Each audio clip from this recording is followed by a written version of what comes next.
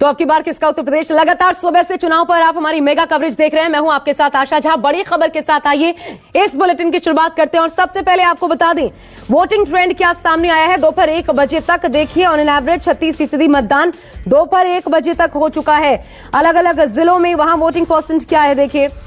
मऊ में 37, सोनभद्र में 36% अब तक वोटिंग हो चुकी है। वाराणसी में 34% वोटिंग की खबर है। जौनपुर में 36%, आजमगढ़ में 35%, भदोही में 36% वोटिंग अब तक हुई है। 9 जिले 54 सीटों पर यह मतदान जो कि जारी है और 1 बजे तक 36% ओवरऑल मतदान। मिर्जापुर चंदौली में सबसे ज्यादा 38% मतदान मिर्जापुर और चंदौली में हुआ है। इसके अलावा बाकी जिलों की अगर बात करें, वाराणसी 34, जौनपुर 36% यहां वोटिंग हुई है। गाजीपुर में 34%, मऊ में 37, सोनभद्र में 36, वाराणसी भी 34%। ये अब तक का वोटिंग ट्रेंड नजर आया है। बड़ी बात देखिए, क्या 7वां चरण है, फुल एंड फाइनल है आज, तो नजर इस बात पर रहेगी पिछले फेज से ज्यादा मतदान क्या होता है या पिछले 2017 का क्या रिकॉर्ड टूटेगा। उस वक्त जो मतदान हुआ था उससे वोटिंग परसेंट इस बार आगे बढ़ेगा क्योंकि ये कांटे का मुकाबला माना जा रहा है। लेकिन ये अच्छा अभी तक के हिसाब से जरूर कहा जा सकता है। 36% मतदान पिछले छठे चरण की अगर बात की जाए उस वक्त भी 3 बजे तक 45% वोटिंग हो चुकी थी और 6 बजे तक मतदान का वक्त था, 3 घंटे बाकी थे। ऐसा लग रहा था कि 60% को क्रॉस कर जाएगा छठे चरण का मतदान, लेकिन हुआ क्या, 55% पर आकर सिमट गया था। और इसलिए अभी वोटिंग ट्रेंड अच्छा है। क्या इसी तरीके से ये ट्रेंड बरकरार रहेगा, ये देखना होगा। क्या घरों से लोग बाहर निकलते हैं, लंबी लाइन में लगते हैं। लेकिन देखिए कौन कौन से दिग्गज जिन्होंने आज अपना वोट कास्ट किया। अनुप्रिया पटेल को आप देख सकते हैं, बड़ा चेहरा मोदी कैबिनेट का। छन्नूलाल मिश्र जो अपना वोट उन्होंने कास्ट किया और लोगों से भी अपील की कि घर से बाहर निकलिए और आप भी हमारी तरह वोट कास्ट कीजिए। नीलकंठ तिवारी, इसके अलावा अजय राय, धनंजय सिंह, अलका राय, रविंद्र जायसवाल भी अपना वोट कास्ट करने के लिए पहुंचे।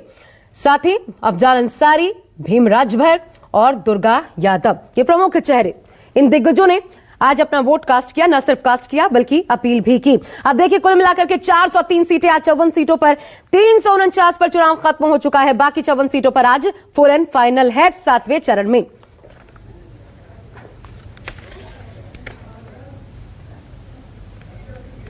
जौनपुर से पूर्व सांसद हैं केपी सिंह, उनसे न्यूज 24 ने आज चुनाव के दिन बात की। उन्होंने क्या कहा हम आपको सुनवाते हैं। हमारे साथ बीजेपी मल्हनी के प्रत्याशी केपी सिंह हैं, पूर्व सांसद हैं। सर, इस बार चुनाव अपने आप में अलग कहा जा रहा है। अखिलेश यादव फ्री यूनिट, बेरोजगारी, महंगाई का मुद्दा उठा रहे हैं। कितनी चुनौती है सर? प्रधानमंत्री को कहा जा रहा है कि रोड शो करना पड़ा 8 किलोमीटर। कोई चुनौती नहीं, भारतीय जनता पार्टी के साथ जनता खड़ी है। जनता ये चुनाव लड़ रही है। भारतीय जनता पार्टी की 300 पार की सरकार बनने जा रही है। इस बार कहा जा रहा था सर कि पिछली बार जब गोरखपुर से मुख्यमंत्री जी ने कहा कि 300 पार का आप लोगों ने नारा दिया, उन्होंने कहा 350 के आसपास सीट जीत रहे हैं, तो लोगों ने उसके अलग तरीके से मायने निकाले। आज आखिरी चरण का रन है सर, इस बार क्या लक्ष्य है? क्या पिछली बार जैसा कोई लहर है? 300 पार है। कानून व्यवस्था लग रहा है कि इस बार पार कर जाएगी सर, क्योंकि धार्मिक ध्रुवीकरण और अन्य मुद्दे कहा जा रहा है कि वो चले। हमारा मुद्दा है, विकास हमारा मुद्दा है। हम विकास किए हैं, हाँ। उसी के बल पे लड़ रहे हैं। अखिलेश यादव कह रहे हैं सर कि 5 फेज में ही हमारी सरकार बन गई थी, 2 फेज में उनका बोनस है। इस तरीके की बातें हो रही है। उनकी देख लीजिएगा, अभी नींद में सोए हुए हैं, 10 को उनका सपना टूट जाएगा। तो केपी सिंह हैं और उन्होंने अपना मतदान का प्रयोग किया है। अभी भी भारतीय जनता पार्टी ये दावा कर रही है कि 300 के पार इस बार फिर सरकार बनाएगी, प्रचंड बहुमत के साथ बीजेपी सरकार बनाएगी। कैमरामैन संजय सिंह के साथ ऋषिकेश कुमार, न्यूज़ 24 जौनपुर। तो अभी केपी सिंह विकास मुद्दा जरूर बता रहे हूं, लेकिन ये भी सभी जानते हैं कि इस तरीके से राष्ट्रवाद, यहां तक कि आतंकवाद का मुद्दा भी खूब उछला इस चुनाव में। आजमगढ़ की अगर बात की जाए तो बहरहाल मेरे साथ संजीव त्रिवेदी, वाराणसी से लगातार हम मतदाताओं के दिल की थाह आज ले रहे हैं। मतदाता क्या चाहता है और फील्ड पर उनकी बातों से समझना बहुत आसान हो जाता है। पॉलिटिकल एनालिस्ट बनने की जरूरत नहीं है, बस न्यूज़ 24 देखिए, आप समझ जाएंगे कि आखिर किसकी बयार है। संजीव, मैं फिर आपके पास आ रही हूं और संजीव इस बार थोड़ी सी डिफरेंट बात करना चाहती हूँ, रोहानिया की बात करना चाहती हूँ। यहाँ पर अपना दल, सियासी जो छत्रप है, क्षेत्रीय छत्रप, जब उनकी बात करते हैं अपना दल से कमेरावादी और यहाँ सोनीलाल, दो कैंडिडेट अपना दल के ही, दोनों एक ही सीट पर ताल ठोक रहे हैं। रोहानिया सीट कितनी इंटरेस्टिंग हो गई है संजीव, वो बताते हुए फिर मतदाताओं से बात कीजिए।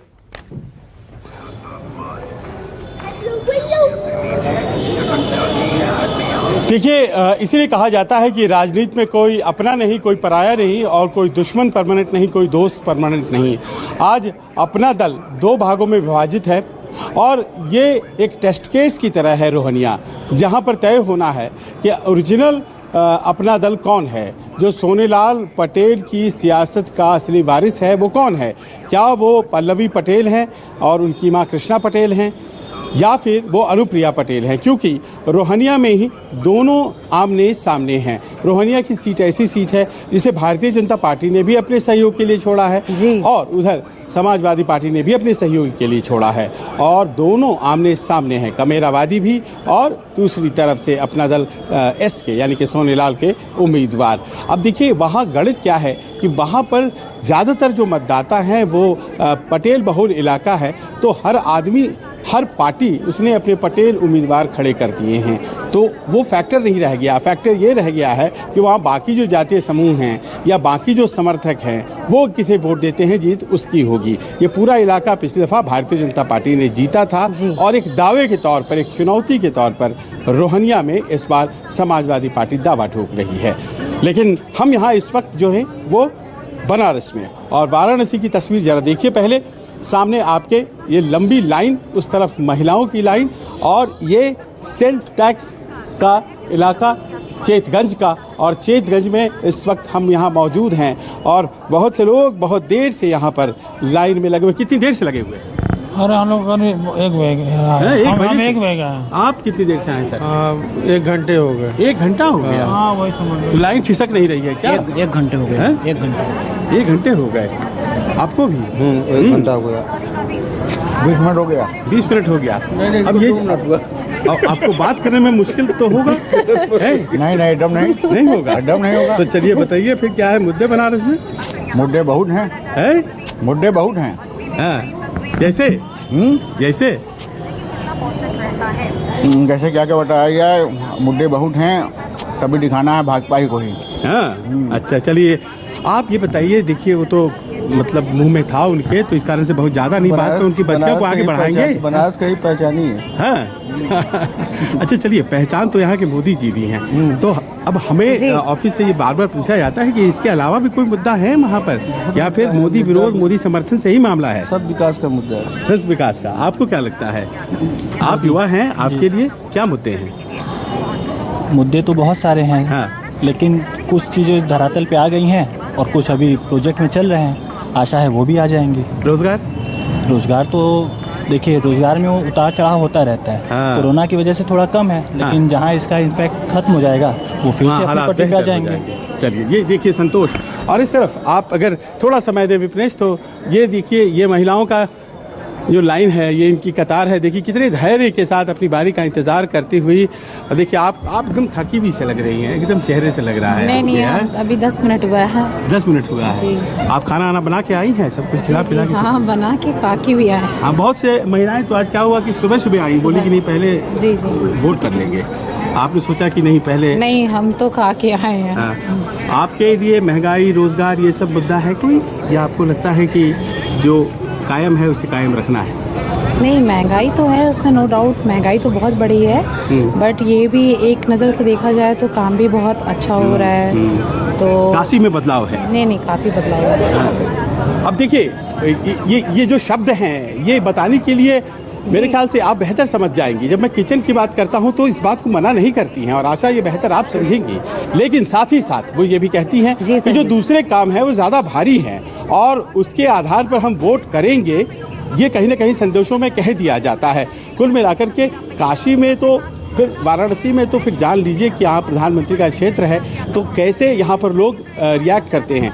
और बदलाव की बात यहाँ पर बहुत ज़्यादा मजबूती से आपको सुनने को मिलती है, ऐसा नहीं लगता है जी। वैसे जो भी हो, बम बम बोल रहा है काशी। मतदाताओं के लिहाज से कहा जा सकता है खूब घर से बाहर निकल रहे हैं। साधुवाद के पात्र ये मतदाता संजीव की 1-1 घंटे लाइन में लगकर इंतजार कर रहे हैं अपने वोट कास्ट करने का। अनुप्रिया पटेल की भी एक तस्वीर हम दिखा रहे हैं, उन्होंने भी आज अपना वोट कास्ट किया है। और अब 2017 के नतीजे, ये चुनाव 7वां फेज क्यों इतना इंपॉर्टेंट है, क्यों महत्वपूर्ण है और कितना इंटरेस्टिंग है, आइए आपको बताते हैं इसके पीछे कारण क्या है। 2017 के नतीजों पर नजर डालना महत्वपूर्ण हो जाता है। इन्हीं 54 सीटों पर उस वक्त देखिए क्या रहा था रुख मतदाताओं का। बीजेपी देखिए, बीजेपी प्लस गठबंधन की बात की जाए 36 सीटें निकाल पाई थी। समाजवादी पार्टी 11, कांग्रेस के खाते में एक भी सीट नहीं गई थी। बीएसपी की बात की जाए 6 सीटें यहां से बीएसपी को मिली थी, इसलिए बीएसपी भी दखल रखती है और अच्छा खासा ये कहा जा रहा है। एक निर्दलीय अदर्स में एक को सीट मिली। वहीं बीजेपी प्लस देखिए, जब 36 की बात की जा रही है तो इसमें एसबी-एसपी जो इस बार अखिलेश यादव के साथ है वो भी उस वक्त थे। अब देखिए दिग्गज कौन कौन से चुनावी मैदान में, श्योपुर से अनिल राजभर बीजेपी से, अरविंद राजभर गठबंधन की तरफ से, इधर जहूराबाद में बड़ा चेहरा एसबी-एसपी की तरफ से ओम प्रकाश राजभर, कालीचरण राजभर कौन बड़ा गब्बर ये साबित करने पर तुले हैं। वाराणसी दक्षिण देखिए, नीलकंठ तिवारी बीजेपी से, समाजवादी पार्टी से महामृत्युंजय। इधर जौनपुर की बात करें, गिरीश चंद्र यादव बीजेपी से, अरशद खान समाजवादी पार्टी, नदीम जावेद कांग्रेस से चुनावी मैदान में ताल ठोक रहे हैं। मोहम्मदाबाद में अलका राय बीजेपी से, शोएब अंसारी समाजवादी पार्टी, महेंद्रवेंद्र राय बीएसपी से अपनी अपनी जीत का दावा कर रहे हैं। मल्हानी में देखिए बड़ा चेहरा यहां पर जेडीयू से धनंजय सिंह का, केपी सिंह बीजेपी से, लकी यादव एसपी से, धनंजय सिंह बड़ी बात बीजेपी को काफी सपोर्ट कर रहे हैं, वहां से टिकट भी चाह रहे थे। इधर मऊ में देखिए अशोक कुमार बीजेपी से, अब्बास अंसारी एसबी-एसपी चुनावी मैदान में है। घोसी में देखिए विजय कुमार, दारा सिंह चौहान बीजेपी के बागी समाजवादी पार्टी से यहां पे चुनावी मैदान में। गाजीपुर से डॉक्टर संगीता बलवंत समाजवादी पार्टी, जय किशन साहू। और अब आपको दिखाते हैं यूपी का वोटिंग ट्रेंड भी जरा समझ लीजिए। देखिए पहला चरण 62.4% रहा, दूसरे में 64.42%, तीसरे में 61.61%, चौथा चरण उसके बाद देखिए लगातार गिरता गया वोटिंग ट्रेंड 59, 57, 55, छठा चरण पहुंच गया। और इसलिए ये सवाल उठ रहा है कि अब जो 7वां चरण है, 7वें चरण में क्या वोटिंग परसेंट बढ़ेगा, क्योंकि उस वक्त भी हम अगर छठे चरण की बात करें तो उस वक्त भी हमने देखा था 3 बजे तक 45% मतदान हो चुका था और ये मानकर इस आधार पर चला जा रहा था कि अगर अब तक 45% है तो ये 60 तो छुएगा, लेकिन ऐसा हुआ नहीं और 55% तक ये सिमट गया। मऊ का सीधा रुख करते हैं, दीपक दुबे मेरे साथ मेरे सहयोगी जुड़े हुए हैं। मऊ में दीपक, यहां भी अच्छा वोटिंग परसेंटेज देखने को मिल रहा है दीपक, लेकिन अभी तक अच्छा अगर कहा जाए 36% ऑन एन एवरेज, ये कितना बढ़ेगा, कितना उत्साह, लंबी कितनी लाइन है, यही बताएगा दीपक कि कितना उत्साह है मतदाताओं में। तस्वीरें दिखाइए।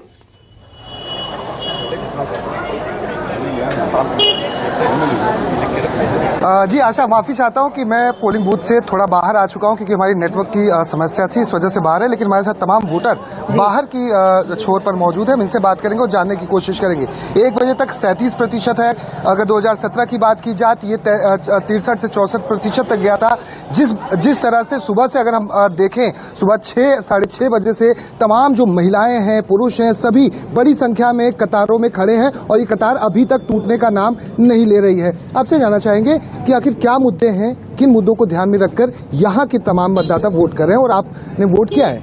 सर, हमारा तो हमेशा मतलब विकास के ऊपर ही रहा है। जो भी कैंडिडेट हो, अच्छा काम करे तो हम वोट उसी को देंगे, वो चाहे कोई भी हो, बस अच्छा काम होना चाहिए।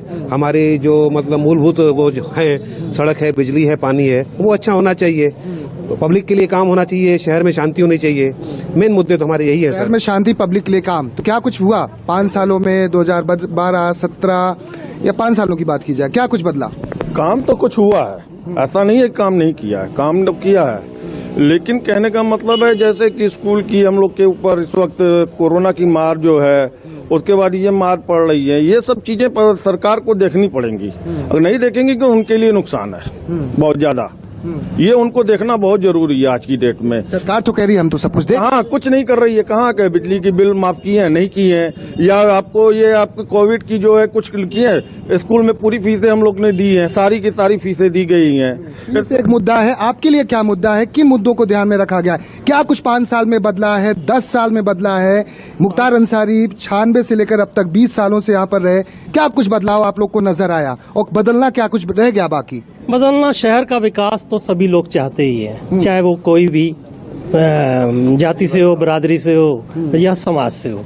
सबसे बड़ी जो समस्या हमारे देश की ये है कि हम लोग मूलभूत जो एक लाभ मिलना चाहिए मिडिल क्लास को, वो मिडिल क्लास को नहीं मिलता। कोई भी पार्टियां अपने बेस पे काम करती हैं, ओबीसी के लिए करेंगी, पिछड़ी जातियों के लिए करेंगी, छोटी जातियों के लिए करेंगी। मिडिल क्लास पिसता चला जा रहा महंगाई से, और उनको कोई राजनीतिक लाभ भी नहीं मिलता है।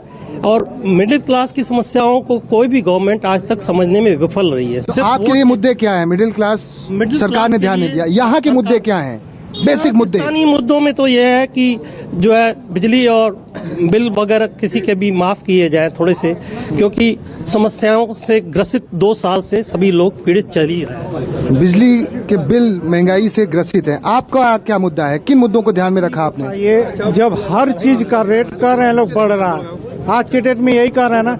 ये बताइए, आज जो वर्कर था जिसकी तनख्वाह 300 रुपये थी, आज 500 रुपया मिल रहा है। जी दीपक, बताइए। अच्छा दीपक, एक बात जरूर नजर आ रही है, कहीं से भी हम कहीं भी जुड़ रहे हैं अपने संवाददाताओं के साथ, इस बार उत्साह हर बार से ज्यादा नजर आ रहा है। लेकिन क्या ये वो टर्नआउट जो कहते हैं, परसेंटेज जब सामने आएगा उसमें भी इसका असर देखने को मिलेगा? क्योंकि चौथे फेज से लगातार डिक्रीज देखने को मिला है। नजर इस पर रहेगी। हर एक अपडेट सबसे पहले, सबसे विश्वसनीय खबर चुनाव की आप तक पहुंचाते रहेंगे।